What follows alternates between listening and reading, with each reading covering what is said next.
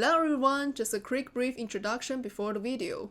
My name is Pengyu and I am an RMIT game design student. This video essay concerns meta in video games and its ethical implications. I hope to promote the niche gaming style of meta to more people through this video. So let's jump in and take a look. When you assume the role of a character in the extra-legal world of a game, engaging activities like combat and looting, have you ever contemplated that your action might one day be ruthlessly exposed and ridiculed by in-game characters? Can you envision a scenario where the double girl on your screen with a smile divulges your personal information, sending showers down your spine, as if your every moving is being meticulously calculated, as if become of chess in the game, is what we call the metagame. As a departure from traditional gaming genres, how does it compare to other games? What sets it apart? In this video, we will dive into the usage of meta in video games and its ethical implications. The word meta originates from Greek and as a prefix, conveys self-referentiality within the text. Metagame actually can be understood as a game about a game. In normal games, characters are typically unaware of their presence in the virtual game world, while players are aware of its facts. This results in the characters and players existing in two dimensions, as if separated by an invisible virtual barrier called the fourth wall. After understanding these concepts, I would like to introduce a classic crucial theory in game design, the magic circle. We all know that games have rules, and for video games, these rules are actually comprised of two layers of concepts.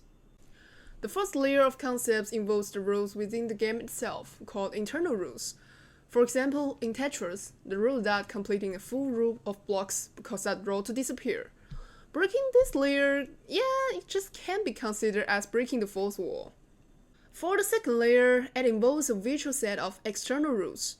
While playing the game, players spontaneously construct an abstract magic circle in their minds. This circle completely isolates players from the real world, and it's only when players and in-game characters coexist within this circle that we can generally say players are playing the game. Breaking this second layer concept is what indeed smashed the fourth wall. Today we use Undertale as a case study to delve into my research and understanding. Undertale is a pixel-style multi-ending RPG game released in 2015. It tells the story of a human child, Frisk, who falls into an underground world of monsters. Unlike traditional adventure games, what sets this game apart is captivating character interactions and outstanding meta elements, making it a classic in the heart of many players. So, how does meta in Undertale strike a chord?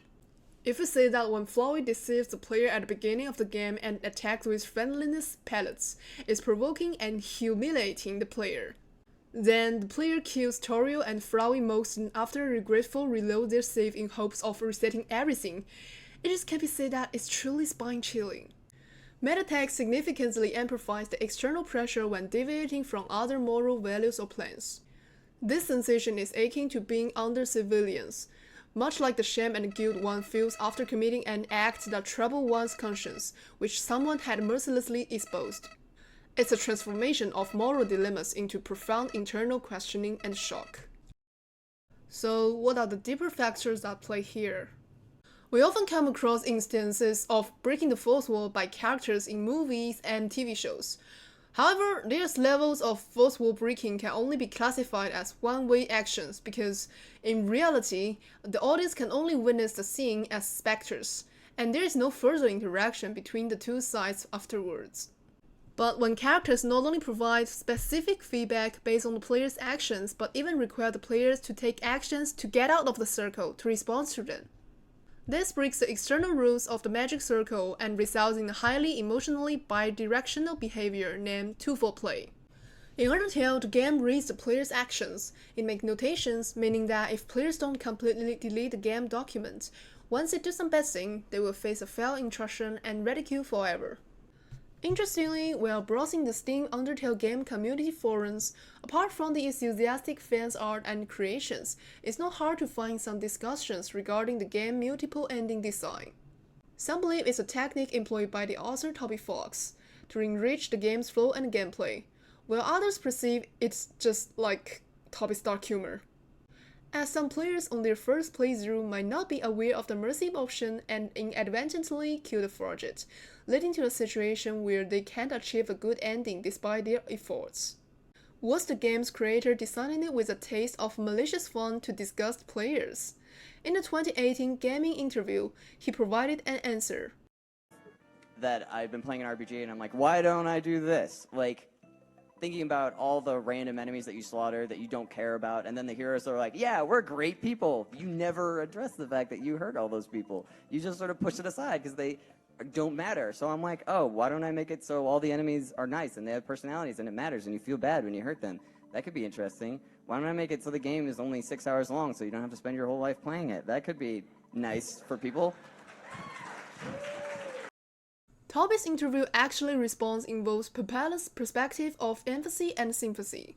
Players immersed in the friendly monster community are naturally touched by this emotion, sparking resonance and blurring hostile stances, making them realize the importance of moral responsibility in this virtual world.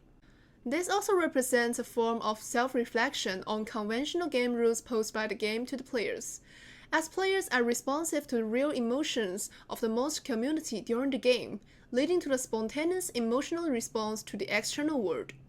Especially after going through adherence, questioning, remorse, and reflection processes in different game routes, players' adventure become richer, ultimately transmitting their unique feelings back to the game itself. After understanding this, it became evident why Toby Fox created such divergent game endings. The significance of meta in Undertale and the connection between in-game character and players go far beyond the mere identity relationship.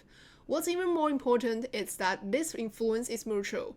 Characters also serve as a significant factor to influence players. We cannot measure moral choice standards within the game using a specific criterion because each player is unique and independent, and they may have different interpretations of certain game situations due to cognition, perspectives, or other reasons. However, when players contemplate the meaning of their actions due to the game, it imparts a distinctive meaning to the game itself.